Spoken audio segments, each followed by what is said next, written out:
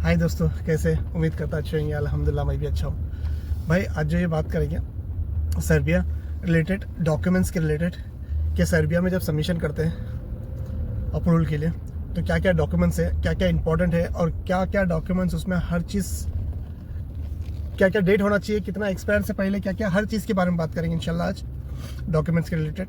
Channel पे first time आए like and subscribe कर देना। जो भी देख रहे हैं भाई सपोर्ट करना, आपको सपोर्ट की ज़रूरत है मुझे। फेसबुक पे देख रहे हो, फॉलो जरूर कर लेना। ये ऐसा वीडियो है, इससे पहले भी तकरीबन मैंने 3-4 महीने पहले बनाया था, आप लोगों का बहुत प्यार मिला था।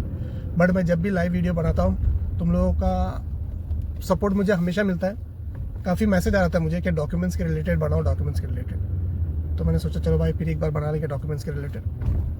भाई जैसे कि आपका ऑफर लेटर, वर्क परमिट और कॉन्ट्रैक्ट लेटर आने के बाद आपका डॉक्यूमेंट्स जमा करना पड़ता है। सबमिशन ऑनलाइन सबमिशन होता है एम्बेसी में। तो उस टाइम पे अपने को क्या क्या चाहिए, क्या क्या डॉक्यूमेंट्स इंपॉर्टेंट है, ये सब चीज़ों के बारे में बात करेंगे।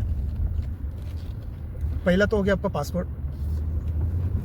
पासपोर्ट कम से कम 2 साल, बट कोई भी कंसल्टेंट से पूछ लो, कोई भी कंसल्टेंट बोलेगा आपके पास अगर 1.5 साल है तो कोई बात नहीं। भाई मैं बोलूँगा जब सबमिशन करते हो उस टाइम पे आपका पासपोर्ट का जो वैलिडिटी रहेगा आपके पास कम से कम 2 साल, क्योंकि आफ्टर सबमिशन 6 महीने, 8 महीने, सम टाइम 1 साल भी लग जा रहे हैं। मुझे 2-3 दिन पहले एक मैसेज आया था, बोले भाई 11 महीने हो गए अभी तक सबमिशन अप्रूवल नहीं आया। तो हो गया ना भाई, ऑलमोस्ट 1 साल हो गए। तो मैं बोलूँगा कम से कम 2 साल के नीचे रहेगा तो प्लीज़ मत अप्लाई करना। सबमिशन के टाइम की बात कर रहा हूँ। कम से कम 2 साल आपके पास रहना चाहिए। 2 साल आपके पास रहेगा तो सबमिशन करना। और जो मेन तो आपको मैंने बता दिया डॉक्यूमेंट्स, अगर आपके पास ड्राइविंग लाइसेंस है अगर तो अप्लाई, कोई बात नहीं, आप डॉक्यूमेंट्स अटैच कर सकते हो। सिर्फ आपको जेरॉक्स कॉपी तो लगाना है, ओरिजिनल तो देना नहीं है।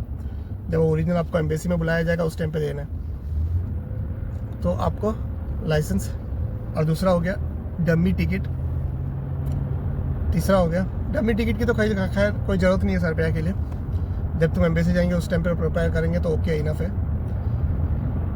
बट इंश्योरेंस, पीसीसी, अब मैं पीसीसी का भी यही बोलूँगा, पीसीसी भी सबमिशन के टाइम पे ज़रूरत नहीं है। जब तुम अप्रूवल होने के बाद जाओगे उस टाइम पे इनफ है, ठीक है। अगर पीसीसी, क्योंकि किसी कंट्री में 3 महीने का बनता है, किसी कंट्री में 40 डेज़ का बनता है, किसी कंट्री में 90 डेज़ का बनता है। तो पीसीसी का एक बड़ा प्रॉब्लम है, हर कंट्री का एक अलग अलग टाइमिंग है, डेटिंग टाइमिंग अलग अलग होता है। तो सबमिशन के टाइम पे दोगे तो फिर अप्रूवल के लिए फिर आपको देना पड़ेगा। तो उसके लिए सर्बिया एम्बेसी क्या बोलती है, कोई ज़रूरी नहीं है आप सबमिशन के टाइम पे देना।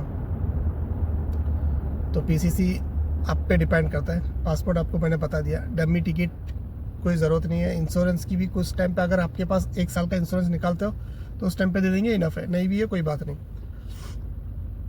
ये हो गया आपका वर्क परमिट, ये पासपोर्ट के साथ लगाना है। ऑफर लेटर, कॉन्ट्रैक्ट लेटर, आपका अगर मैरिज हो गया तो मैरिज सर्टिफिकेट लगाना भाई। ये जो रिजेक्ट होता है ना हमारा, हमको लगता है एम्बेसी जो बोलती है ना, हमको लगता है कि आप वहाँ से कहीं और चले जाओगे। पर्पस जो रहता है, पर्पस उनका रहता है कि आप सर्बिया में टिक नहीं पाओगे, सर्बिया से कहीं और जंप कर लोगे। तो इसके लिए बहुत अच्छी डॉक्यूमेंट्स है आपका मैरिज सर्टिफिकेट, अगर मैरिज हो गया।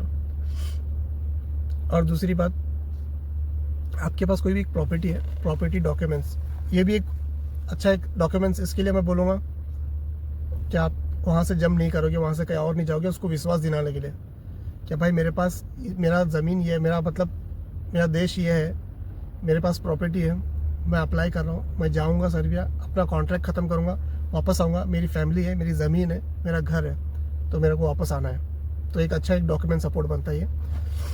मैरिज, ज़मीन अगर आपके पास है तो आप लगा सकते हो। अगर लगाएंगे, कम से कम मैरिज सर्टिफिकेट लगाएंगे तो बहुत अच्छी बात है। उसको लगेगा हाँ भाई फैमिली मैन है, वापस आएगा, ठीक है भाई। ये हो गया। और एजुकेशन सर्टिफिकेट, कम से कम आपके पास 10वीं सर्टिफिकेट रहना चाहिए।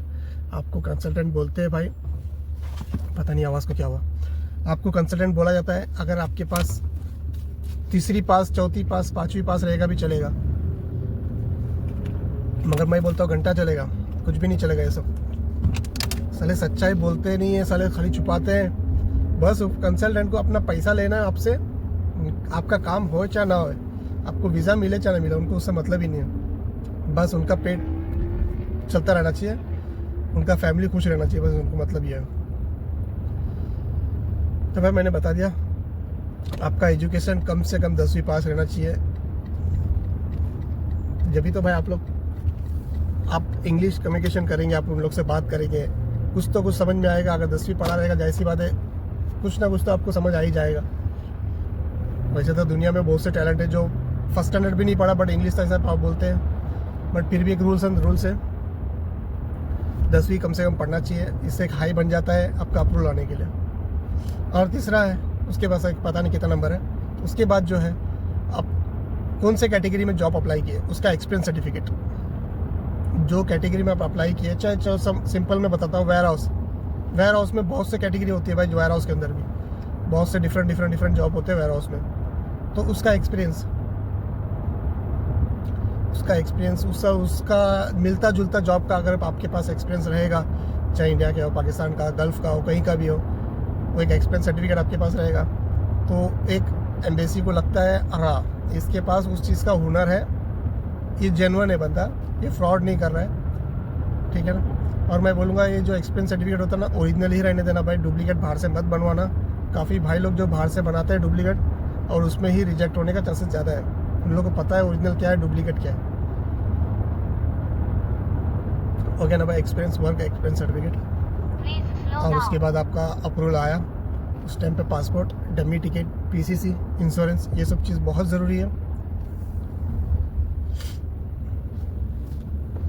ये आज का मैंने पूरी चीज़ आपको मैंने समझाया क्या क्या चाहिए क्या नहीं चाहिए। इतना तो मैंने जितना मुझे याद आया मैंने आपको बता दिया। अगर मेरे से कुछ मिस हो गया होगा तो सॉरी। अगर आप लोगों को कुछ याद आया तो आप लोग मुझे याद दिला सकते हैं। तो पता है आप लोगों का काम नहीं है, बट हम सब एक फैमिली जैसे, सब एक भाई जैसे, मेरे से जितना हो सकता है मैं आप लोगों को हेल्प कर देता हूँ। तो आप लोग का भी हेल्प बनता है भाई। मुझे सही बोलो तो पता नहीं चलता है मुझे कौन से टाइम पे क्या बात करना चाहिए नहीं करना चाहिए। बस एक खुजली है कि यूट्यूब पे वीडियो अपलोड करना है, अच्छे से अच्छे टॉपिक लेना है, यूट्यूब पे वीडियो अपलोड करना है। अभी यही टॉपिक यही कंटेंट पे अगर कोई दूसरा वीडियो बना दे डाल दे तो साले का उसका 20K 40K 50K 100K ये चले जाता है। और साला मैं जाता हूँ साला 1K भी नहीं टच होता है। क्योंकि बात करने के ऊपर बहुत फ़र्क आता है, लोगों का बात करना और मेरा बात करना, कौन से टाइम पे क्या बात करना, ये एक्चुअली मालूमात ही नहीं है मुझे, समझ ही नहीं आता कैसे बात करना चाहिए, ये सब पता नहीं। फिर भी एक उम्मीद में है कि आप लोग सपोर्ट कर लोगे, आप लोग हिम्मत दोगे मुझे, ये सोच के मैं बनाता हूँ। तो खैर उम्मीद करता हूँ आप लोग ज़रूर मुझे सपोर्ट करोगे। उम्मीद नहीं छोड़ता हूँ, आप लोग का सपोर्ट मुझे मिलेगा इंशाल्लाह। आज नहीं कल, कभी ना कभी तो मिलेगा ही ना। अगर वीडियो में कोई चीज़ अगर मिसअंडरस्टैंडिंग हो गई है, गलती हो गई तो भाई प्लीज़ माफ़ी चाहता हूँ। तो भाई ये रहा मेरा आज का कंटेंट। एम्बेसी में आफ्टर सबमिशन के टाइम पे आपको डॉक्यूमेंट्स क्या क्या चाहिए हर चीज़ के बारे में बता दिया। उम्मीद करता हूँ आप लोगों को ये वीडियो अच्छा लगा तो प्लीज़ सपोर्ट करना। चैनल पे फर्स्ट टाइम आए तो लाइक एंड सब्सक्राइब कर देना। फेसबुक पे देख रहे हैं फॉलो जरूर करना भाई। फिर मिलेंगे इंशाल्लाह। टेक केयर, बाय, अल्लाह हाफिज़।